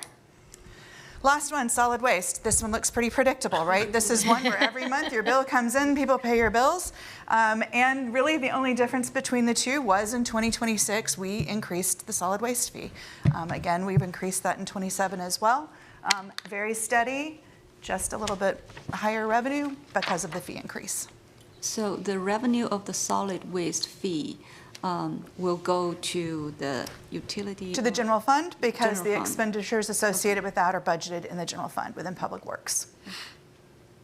Just Yep. make sure what are those revenues are going The to? water bill revenues go into To the utility fund, fund. correct. Yeah. Correct. They are billed together, which does create a little confusion because you do pay your solid waste fee with your utility Together, payment that's together why. on your utility bill, so. And solid waste fee is something you've talked about in the form of a cost recovery amount Correct. to pay for the solid waste service, even though it goes to general fund, but Oh, just that's more recently in budgets, you've talked about it as to what you wish to recover on a fee. Right, and we moved that up because it was at 97%, 90, and we 96 moved or up. 97, Yeah. right? To bring it to a higher The cost cost- sorry, recovery. Service cost also recovery. continues to go up. So if Exactly. you don't do anything, the percent would go down. Right, to your right. point. Yeah. So I think that closes things out and brings things back to you, Russ. Does, and I'll turn it over to Jenny for what should prove to be a fun part of the agenda. As we look at your schedules. Yes, so you got a full warning that we were going to go through schedules today. And so just kind of a couple of things that you'll see as you think about this conversation. You have your 2026 meeting scheduled, followed by the proposed one starting January through March in 2027. And this was initially adopted by council on December the 4th, 2025. The 2027 will come back to council in the December, but we'd like to plan out far in advance, and so we start scheduling them and populating them on your calendar as well, and then bringing them forward when we adopt your calendar throughout the year. Next, you have, it's a list of dates. That's our reference list of holidays that are Cary state holidays, Cary holidays, and then also dates that we observe because we know they have impacts on people attending. Also then followed by a list of dates that we are mindful of, but they don't influence our scheduling of meetings. So these are two things that we send out each year to council. I think we've been doing the reference list for, I want to say 3 years now, and just helps with our scheduling. And since we're talking about schedules, I thought it'd be good just to bring those, have them at your desk for you, and then also so you get familiar with them. Helpful. But, so, now to the fun part. All right, we're going to go through quarterly date review. So the purpose of tonight's activity is to look at for an August, September quarterly date. You'll see in red, I have the original date highlighted, and you'll see August. This comes straight from your council, your meeting schedule calendar online, so you can kind of see everything. The X's marks out, we've got one. Dates that are not available from a staff perspective, also some of those dates on that reference list that I gave you. So we need to find one that is after the August 13th date. And I put these at the top. The new date cannot be the same week as a regular council meeting. That's just a lot on staff to try to get ready for both. And also noting that the mayor's not here tonight, we'd like to find maybe 2 to 3 dates that would work. I can run those by him and then have a date that would be on your agenda for Thursday so that we can get it settled and quickly get the calendar updated and everything. And so I didn't X out anything from your personal calendars or personal obligations. So those are the things that you bring forward tonight to see, which date may work best. And So we need a quarterly date that's in August or September is the first thing to yes. look at. And we already have one scheduled for November. Is that also to be discussed or no? Yes, and at a previous work session, I think, Lori, you said that you could not make the November one. Right. So it's the conversation of, would you want to reschedule that? And if so, looking at that tonight as well. I also mentioned in 3x4 this week that I think it's time for us to just decide on how much flexibility we want to, we have to keep doing this. Right. Because we get this so far in advance, if people can't come, they can't come, right? Unless we're not going to have a quorum, of course. Yes. But it's Yep. just for, How important is Consistency. it to everyone if one person can't make it? correct. Right. And I appreciate that because I've missed them before. So I understand that the need or desire, In the for some same, people it's a need to be here, Yeah. but I'm not. oh, I get it. But in the same breath, I introduced the idea that we should move the annual retreat date because it falls on my birthday every year. No. Or the weekend of my birthday, right? So take that for what you want. Well, and I'll add with technology now, you can call in. Right. You can watch it later. Yes. There's just a different means that you're able to stay up to date with what happened at a meeting. Right. Yes.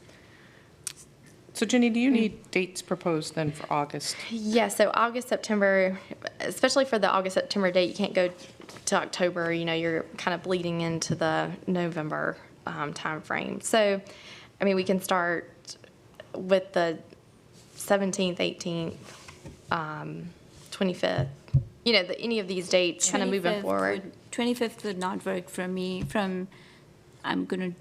I will not be available starting from 19th August. I have to go drop off my child in DC. So I will be very grumpy. You said not after the 25th? So 19th, from August 19th, and then I'm out on vacation. I do know the mayor's unavailable on the 18th. On which day? Unavailable on the 18th? And so Jenny, we usually aim to have these on Thursdays, but it looks like in the interest of getting this scheduled, any weekday is up for grabs. I think so, yes. Being mindful of the criteria at the top. Yes. Yes. Jenny, 17th, 18th of August or September of 15th. I'll propose any of these dates if, You said that, You just said you couldn't do the 17th. Yeah, you just said you or couldn't 18th. do the 17th or 18th. no, she said. no, I said 17th, 18th I can. Starting Oh. from I 19th misunderstood you. August, I'm not available. But Jenny said she knows Mayor. the mayor is not available on the 18th. Yes. But so the 17th Could be. is in contention. Could be yes, if we want to talk about the 17th first. The 17th is okay. The mayor and I are traveling. I don't know when he's coming back, but I won't be back until later on the 17th. But if it's just me, I'm comfortable with others moving forward. That sounds like a lot. I say probably those dates are Okay. for the best. So we can go down to because we wouldn't do the next week because it's the same As a council. as the council meeting Right. date. So then you go into the 31st, the week of the 31st. I'm out of country. I will be back on 7th September, so any date after that would work. How about September 15th? September 15th. Okay, we can look at that one if everybody wants to weigh in. Works for me. September 15th. Works for me. 3 people. Bella? Anyone have a problem with that? I don't plan too far away from my vacation, so just go ahead. It doesn't help to plan ahead. date. The day. Should we put 2 on the calendar just in case? Should we? Yes. Can everybody look at the 29th, September 29th? So that in case Harold is booked. Both work for me. Works for me. Both work for me too. Okay. Jenny, can we put the block on the calendar so that we don't overbook ourselves? Yes. Because I would hate for these dates to get blocked. So I'll go ahead and put the blocks on tonight after this meeting, and then figure out I'll talk to the mayor tomorrow, and then we'll have the list we'll amend the agenda on Thursday to include the final date. Put the block myself. Jenny, if you wanted up to 3 dates, we Yeah. could add the 16th as well, or does anybody have a conflict? 15th, 16th is a Sunday. Oh, September. Oh, September 16th.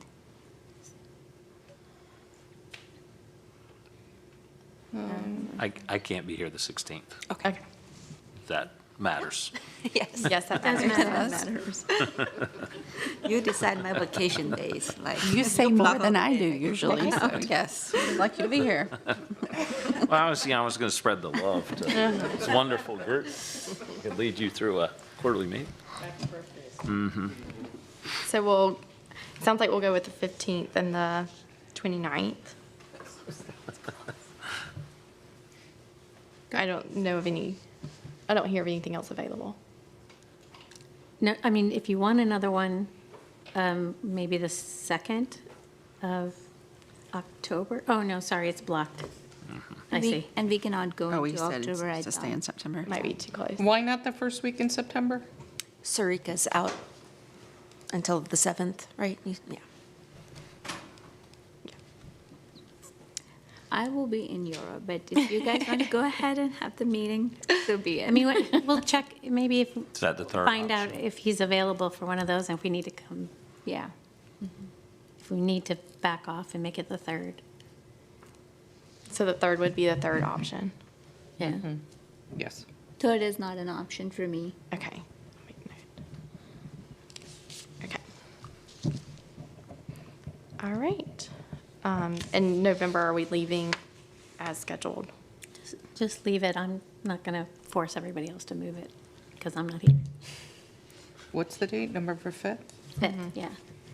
Because then you back it into Thanksgiving and people who are, Yeah, Gets that one probably would be harder. hard for me to move. That's fine. There's not much room. Call in from Europe. No, it wouldn't. Okay? Another? Wait, Wait, there's more. There's more. oh my God. And we have to take in consideration our optional dates too. So at the June 23rd work session, council asked that we start scheduling joint meetings with a couple of municipalities. And so these are after hours. I don't know if that makes it a little easier, not a full day. They When would you be. say after hours, that means like after 5 p.m.? Mm-hmm. Okay. Yeah.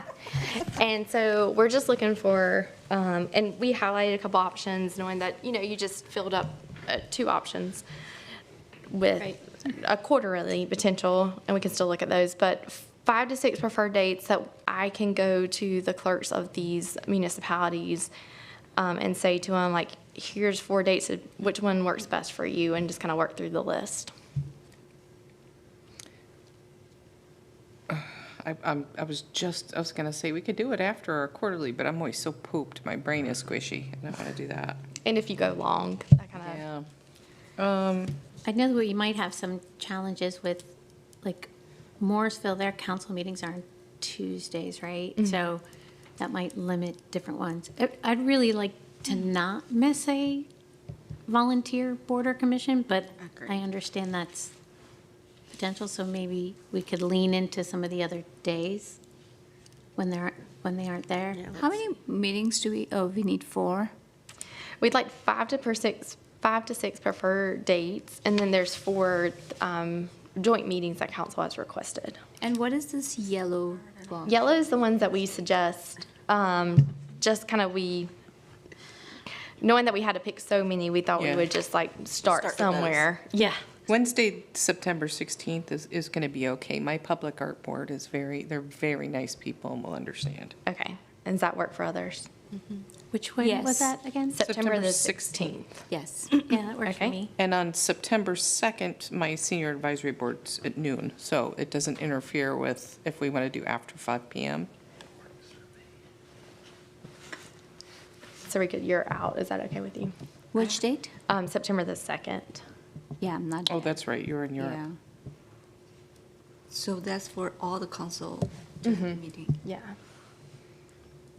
And well, could we say let's, the 15th and the 29th, as long as Harold is available, that we schedule one on one of those days? Yeah. Opposite the quarterly, Yeah. yes.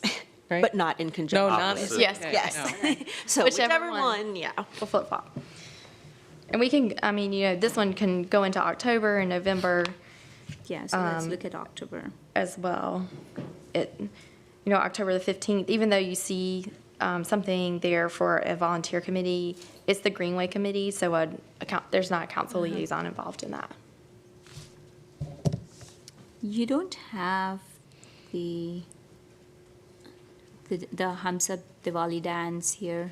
Like, what date is that?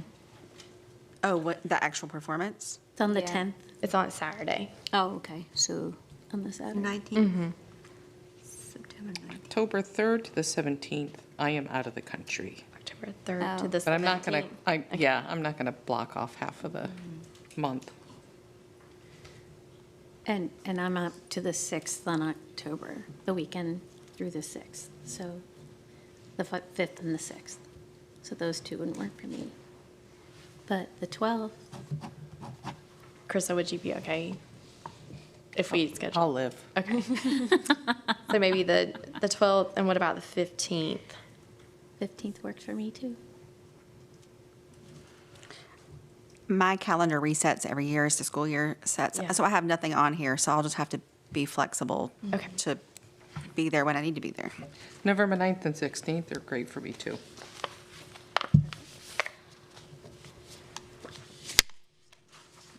That work for everybody? I mean, the other option would be the 26th, October 26th. I mean, I know the Planning and Zoning Board is recorded, but you don't generally interact with them. You They don't, run their own right? meeting, so that we might be have an our option. I have a town's thing on my- Diwali on I have something on my October 26th. calendar for that day. Yeah, October that is the 26th? downtown park Diwali. Oh, oh, it's not on my other calendar. Never mind. And then there's the 16th of November. The 16th also, November 16th works for me too. And November 9th. And not for me, the 9th, I'm not here. You're not here. I'm not here on 16th and 17th October, but I'm not going to hold my breath for this one. The 16th of October, right? Okay. Yeah, those aren't any of the proposed dates, so that's good. Okay. Yeah. I think we have enough to work with, 15th, starting in September, the 15th, 16th, 29th, October, the 12th, the 15th, and then November, the 16th.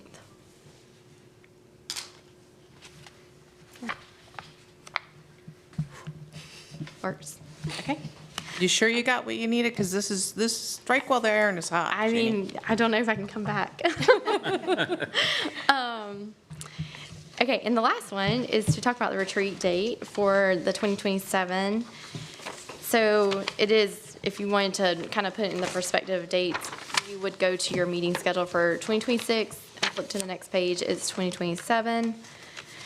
Right now, we're holding the fourth Friday and Saturday, the 26th to the 27th, for the annual meeting. Sorry, say that again, the 26th and 27th Annual meeting. February? Yes. And so there's been the request to change it, as Carissa said, and just looking at the weekend before. That's so far out, it doesn't matter. Well, what I'm I booked my vacations a asking, year ahead, so. what I'm asking is for us to permanently move it to the third weekend in February instead of the final weekend in February. Is it a random date? I mean, we need it to be a certain time. It doesn't need to be a certain time. If we had, I think it's always, we Friday, compare it to like the logistics. So if we had some expectations of when council wanted it, then that would help kind of narrow down also the logistics as well.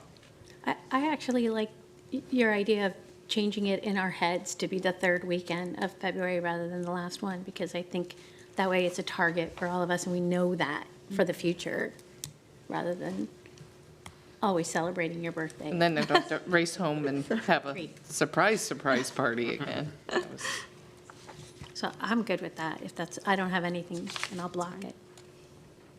Okay. Does anybody else have any problems with that? I don't plan that far out, so. Well, we need to check with Harold, too. I don't Right. think I Yeah. brought it up to Harold. All these dates I'll run by him. I'm sure he's going to be listening in tomorrow or even tonight, right now. But that works. So we'll bring this back on Thursday and then also update the retreat date on Thursday too. Thank you. So we'll get both Appreciate it. solid. I'm really gonna miss having Chris a birthday cake at the retreat. but- That's it for you, Jenny. That's it. All right, before we adjourn, you amended your agenda for one additional item, so.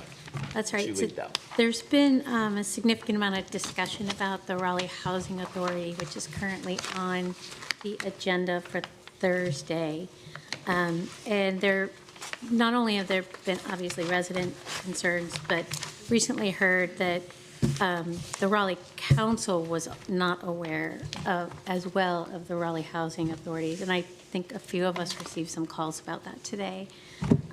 In order to allow us some additional time, I'd like to make a motion to remove the public hearing, that's item 3 for the RHA resolution, from the July 23rd agenda to, and I would need a second, and then we could discuss it. Oh, second.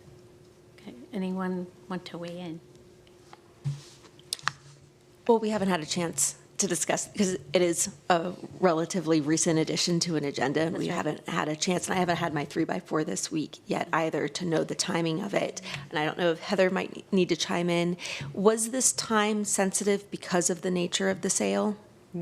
Yes. So what they, I don't know if everyone saw the email that RHA provided us, but based on their contractual arrangement for making a purchase request for that property, they needed it to be done sooner rather than later, by the end of July, I believe. Yeah. Maybe July 27th. I So can't remember the date. They already paid the down payment, not down payment, but like the Earnest money?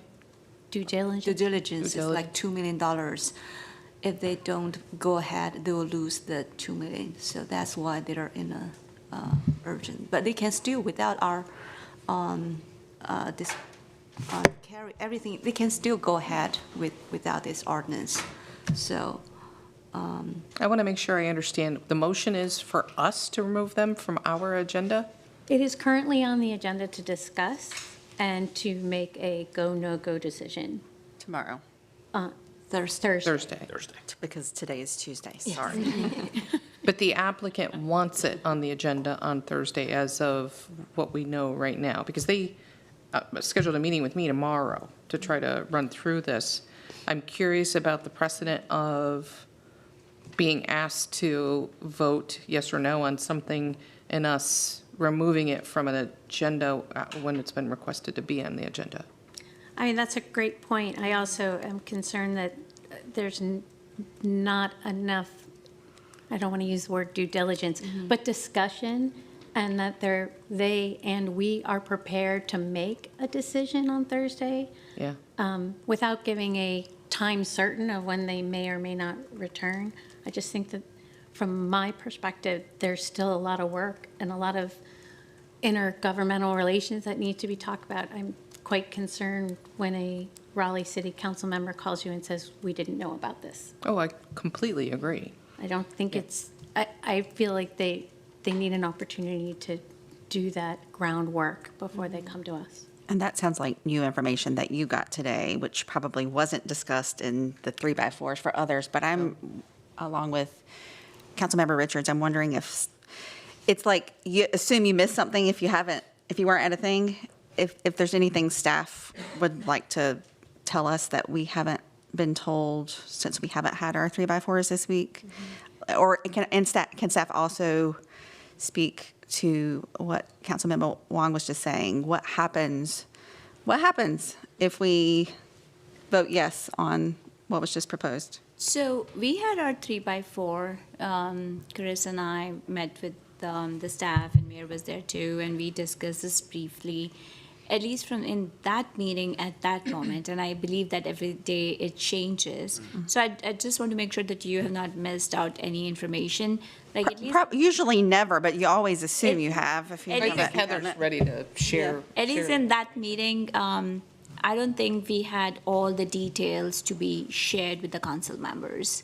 So I felt like leaving that meeting that I am not ready to vote on this particular, that's just my opinion. I don't think the expectation was for us to feel comfortable voting on it after that without getting, Right. and as we always tell people, we haven't had the hearing yet. That's right. I can't tell you if I support or don't support something if I haven't had the staff report, which is always critical. Right. And, hear from the applicant. Like right now, I'm tempted to pull things up on my phone, but I don't want to look like I'm like texting someone. Yeah, exactly. And clearly, there's new information seemingly every hour. on this.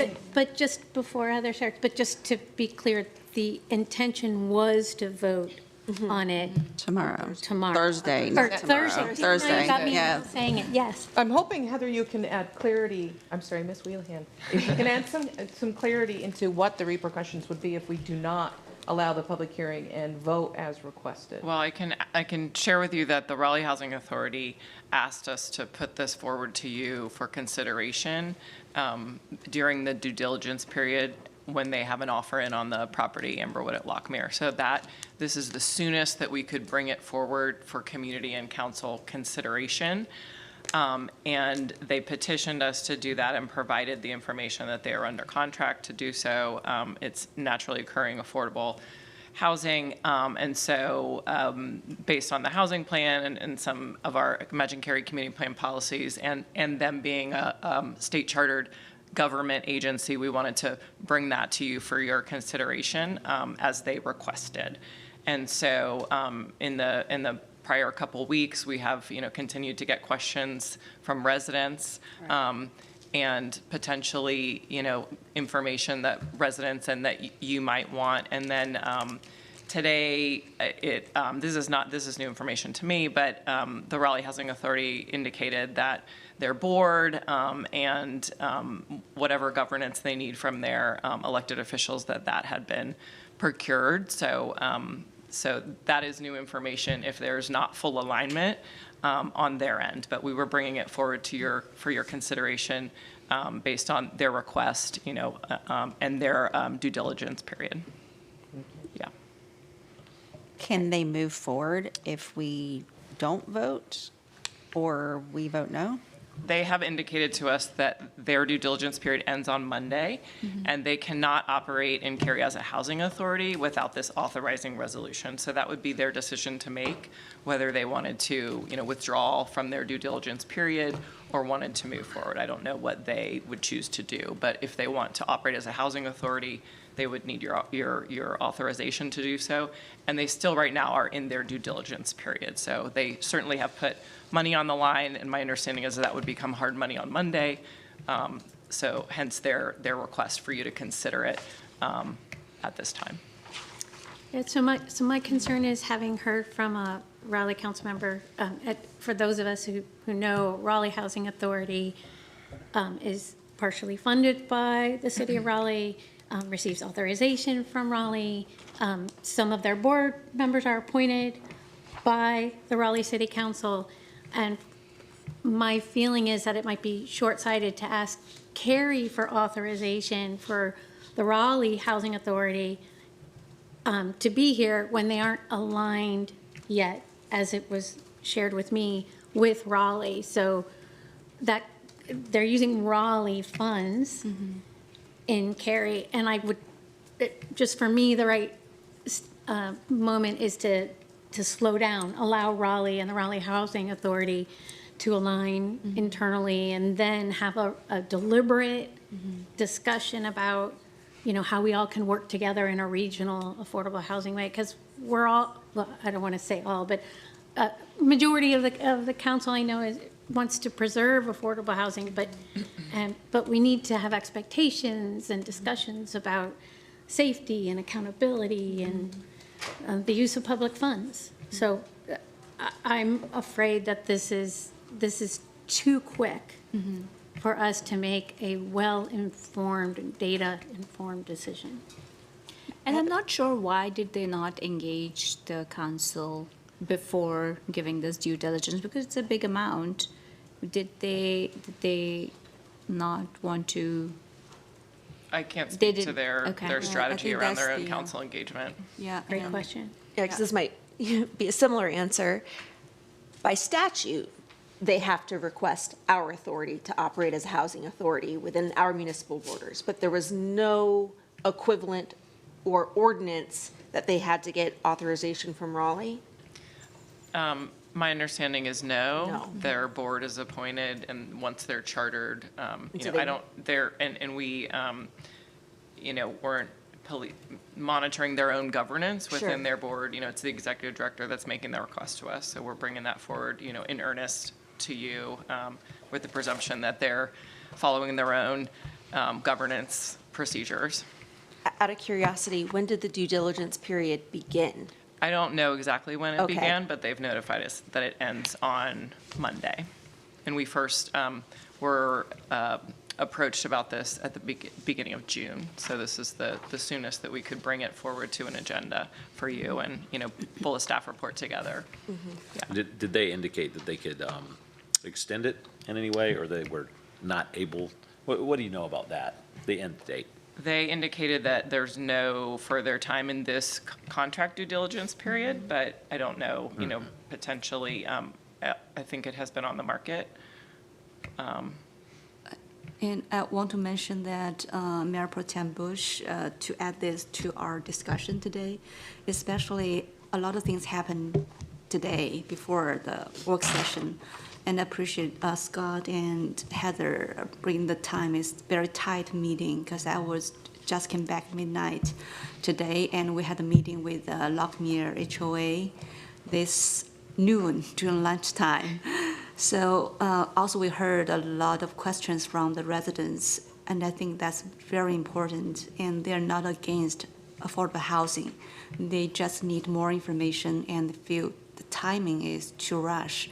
And for our councilman, for me, I feel it's hard to make a decision for such a short time. And if Heather, you could bring in more thoughts on the resident size.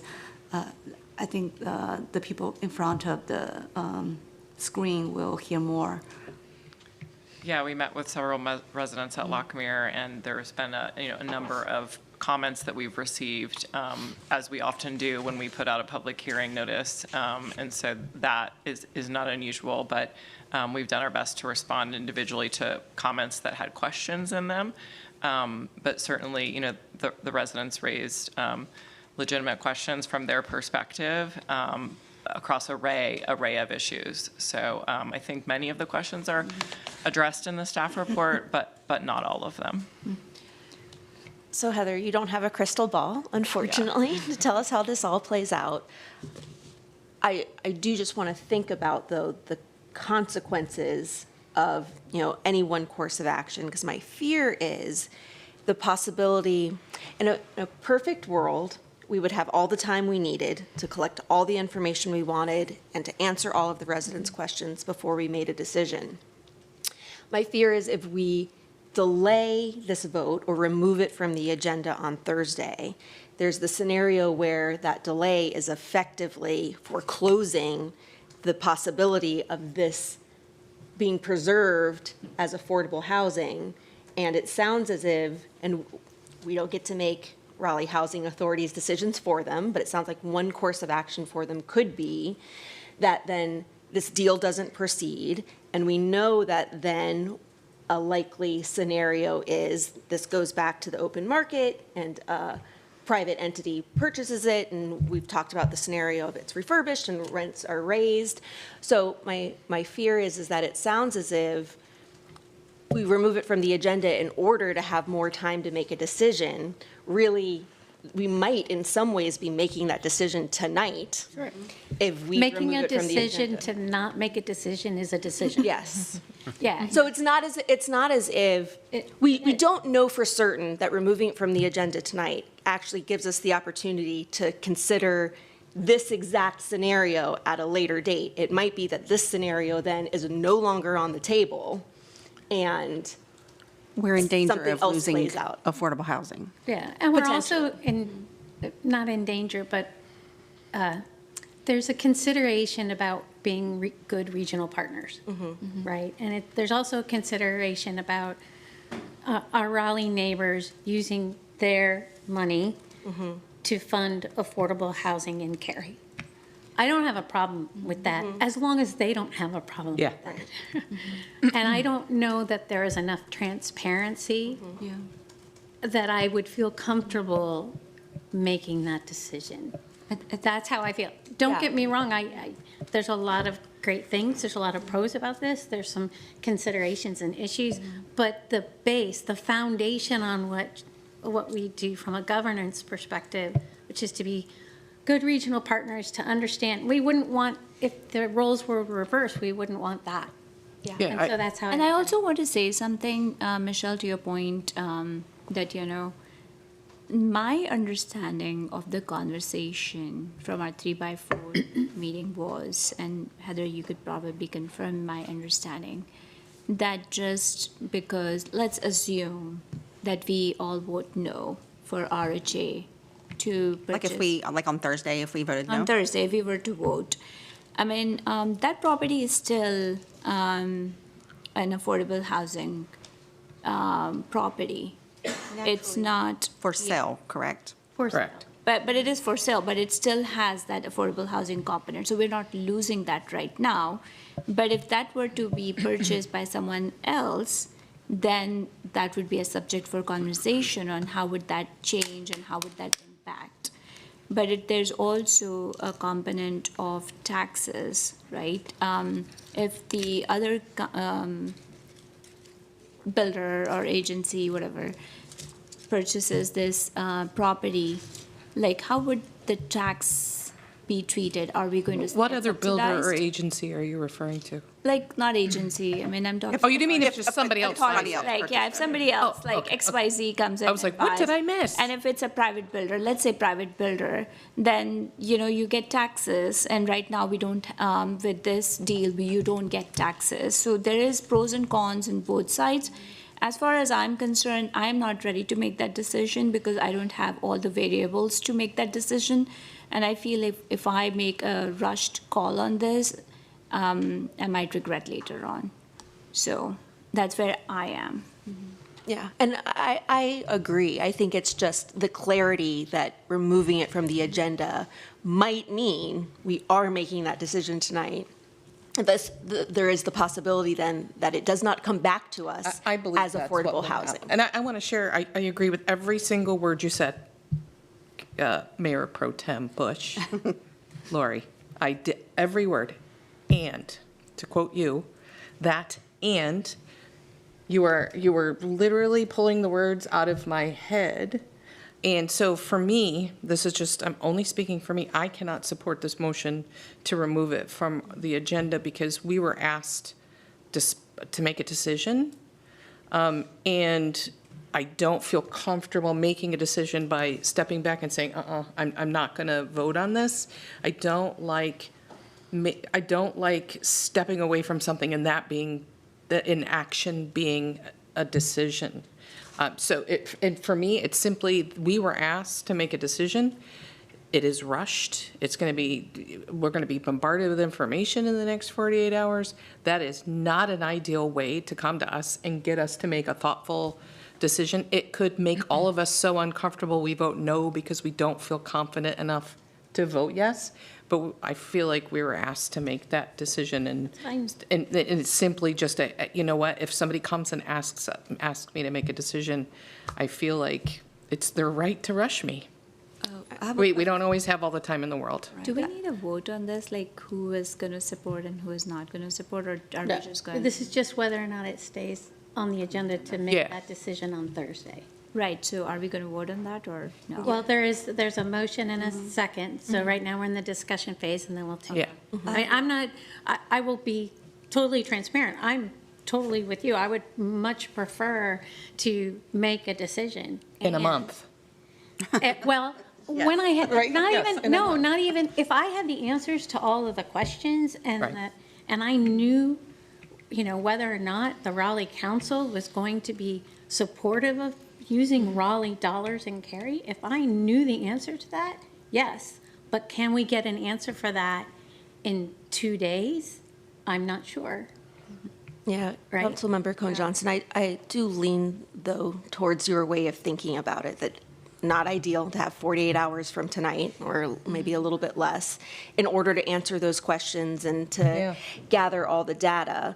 But we could try our best, and if we don't get sufficient answers, or we get answers that And Raleigh indicate is one way or on another. break, by the way. They're not coming back until mid-August Yes, then we, at city council. So we always can vote no.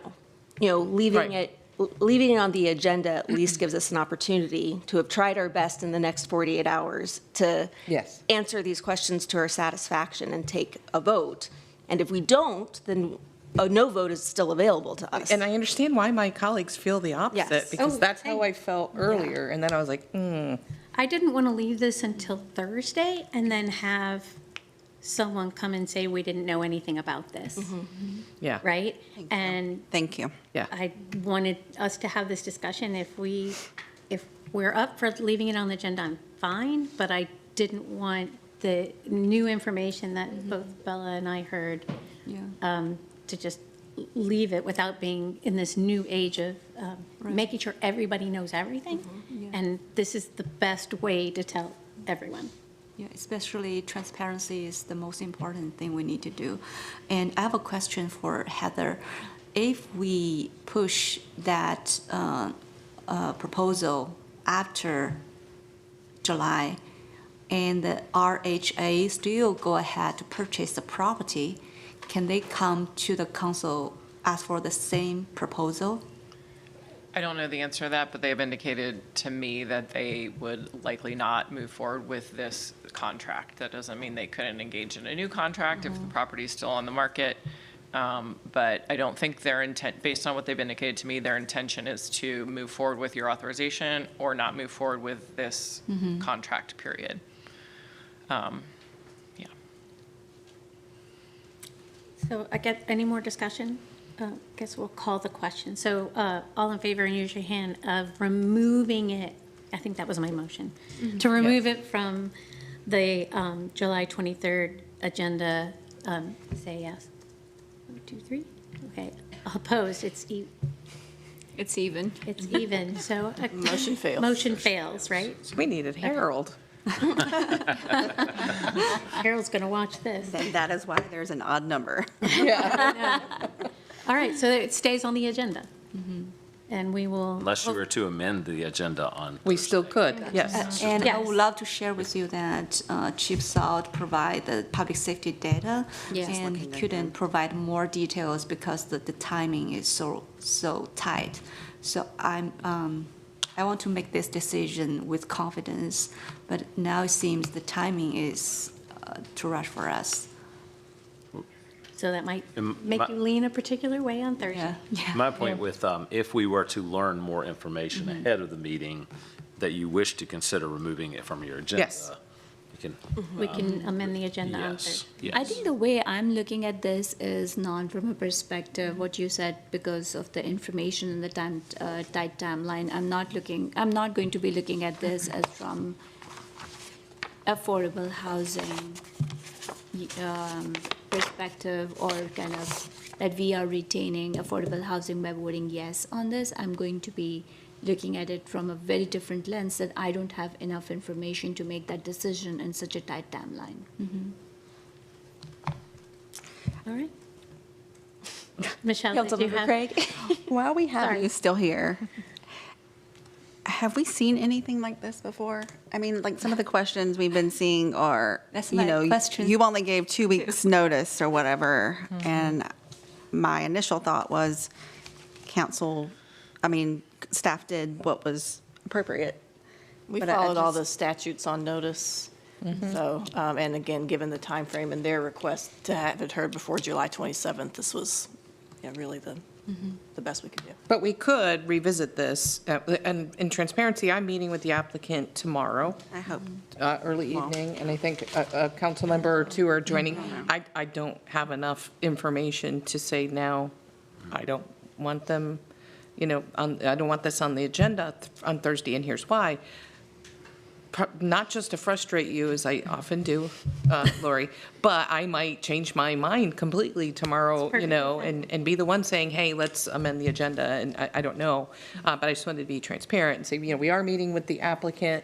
I feel like my due diligence in this situation is it's not necessarily to go get the hose, hook it up to the fire hydrant and all of that, but it is to try to drink from the fire hose when all the information is blasted at me. So I would, if the applicant is listening, I would hope that they work really hard to get us all the information and answer the questions to the best of their ability that were posed by residents, because the neighbors near this community, they've got, questions that I'm sure they've heard before. I don't think probably the neighbors in Cary are going to invent new questions for the Raleigh Housing Authority that other neighbors with other developments haven't already asked them, right? So maybe a FAQ, would be One of Mm-hmm. the great things about having this discussion out in the open as well, from a transparency perspective, is the applicant probably is listening and watching, as I'm sure our Raleigh friends as well. And so I think having this conversation makes them realize we care about this relationship enough, we care about the process quite a bit, and we want it to be done right. And so if things can get done in 48 hours, that would be great. And we don't want to upset our neighbors either. You said that well. This is, Right. And it seems like it might be incumbent on the applicant to do some of that bridge building. Right. And come Absolutely. to us with maybe some And remedies. Gives us an opportunity to have this discussion out in the open so that they realize that we are all concerned about this as well. So maybe that might help move things along. So, And for the record, I just wanted to say my vote right then was to allow 2 more days to gather information with, I mean, there are meeting requests and such. And I also want to be a good partner with Raleigh. Agree, yes. Yes. I agree with everybody, but somehow disagreed with the motion. That's a first. All right, well, I think that's it. Anything is else it. from staff? All right, well, then this meeting's adjourned. Thank you. Thank